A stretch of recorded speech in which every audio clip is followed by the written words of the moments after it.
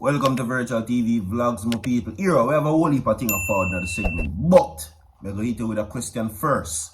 So now that VYBZ KARTEL has been freed and the noise has now silenced, there are no talks that there should be certain actions met, which make I ask you. See him? Now that he's a free man, should he or the case just forget about everything that has happened now that he's free, or should there be actions taken against certain aspects, which includes investigators, because they now have been brought to the forefront? Yeah, the title is Lessons Learned, and they're using VYBZ KARTEL's case as the example, right? This aspect now reaches forward with the police abhorrent conduct. The courts are now currently dragging it to the forefront, my people. Now, what is now happening is this. The talks that are being surrounded, if it is indeed that there were properly conducted investigators in this case, and the prosecutions or the prosecutors did their job correctly, then VYBZ KARTEL would have stood no chance in order to win this case. But as I said before, they are now saying that multiple unacceptable conducts of investigators, which include members of the JCF, now has been placed before the courts. Now, the question is, should everybody just forget about everything, guard them yard, sleep, especially VYBZ KARTEL, and call it a night, or you feel like that they should be made an example out of? We have also that and former Prime Minister Bruce Golding, who now slams PAULWELL for the recent statement that he made. We have also Buju Banton in the seat, who now says him on a fish, and the love that him show the people them, and the people them will love him. Nobody can stop that. This is now allegedly being stemmed from multiple cancellations of his shows. Is this a case that now persons are going forward and creating mischief about the artists?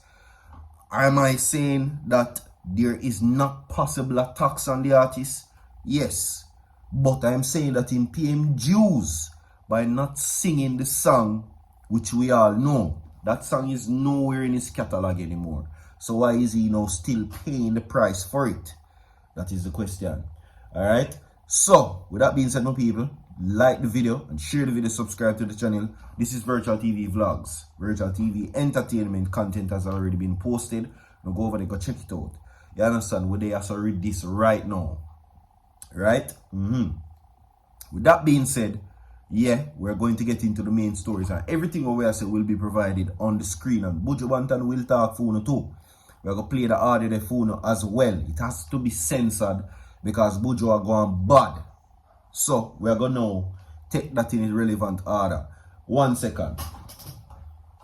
After you have me H2O. Alright? Yeah. So let's move forward. Now, police abhorrent conduct. Now, they're saying that the VYBZ KARTEL's case has exposed multiple examples of unacceptable conduct on the part of the police.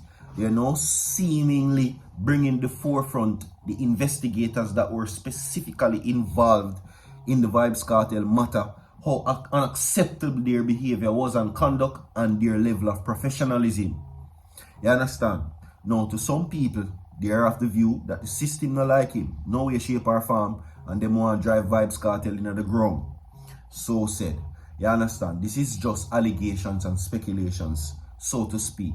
See, we don't know nothing about that. But what I will say though, is the behavior and the measures that were used to retrieve and conduct certain things. They are saying that it exposed multiple examples of unacceptable conduct on the part of the police.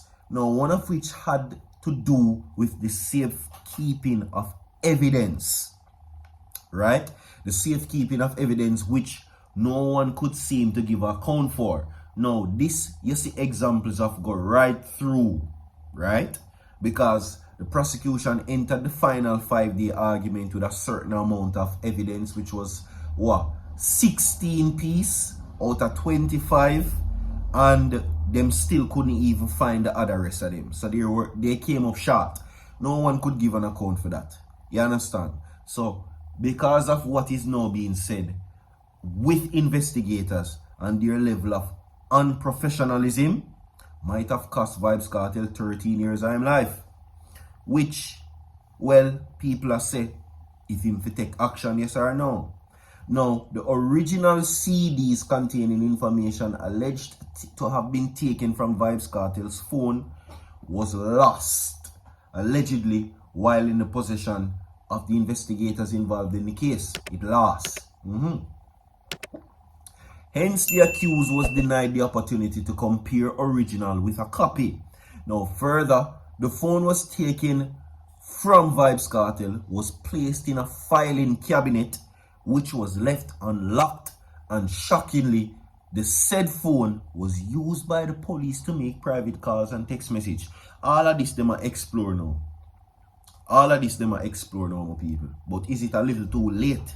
That is the thing. Why are they now bringing this to the forefront? Is it a little too late for that, where they are now looking into the behavior or the conduct or the professionalism, or if investigators did willfully breach the rights of the accused constitution? Now, the alleged crime scene at the addressed in Haverdale, Kingston, 8 St. Andrew, whilst under the watch and control of the police, was severely interfered with and compromised. How can the police take control of a crime scene, yellow tape it, and others mysteriously gain entry to it and contaminate the alleged crime scene? These are the questions that are being asked. Some very serious ones.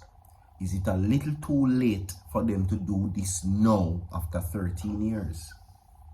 We're going to talk about that in our next time, moving forward. Now, of course, we talk about PAULWELL today, right? Where he now says he's not the one that should be blamed. He says that the license by the JPS was already messed up. When him get it, them just tweak it to make it better. So whatever the JPS is now having issues with the government, and the government having issues with JPS, was there, is what he said, which is PAULWELL, follow me, was there from the JLP them time, not the PNP. But many persons are laying the blame on the PNP and the then Energy Minister PAULWELL. Well, this is what Golding has to say in his defense with the whole JPS thing.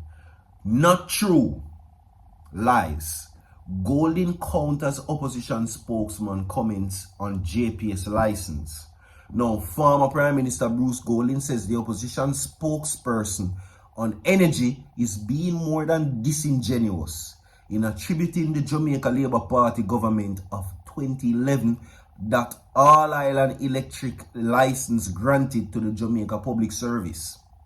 Now, according to Golding, the amended license that was gazetted on August 19, 2011, while he was Prime Minister, simply gave effect, as the government was obliged to do so in the agreement entered by the government in July 2007, of which PAULWELL was a member. Jesus Christ.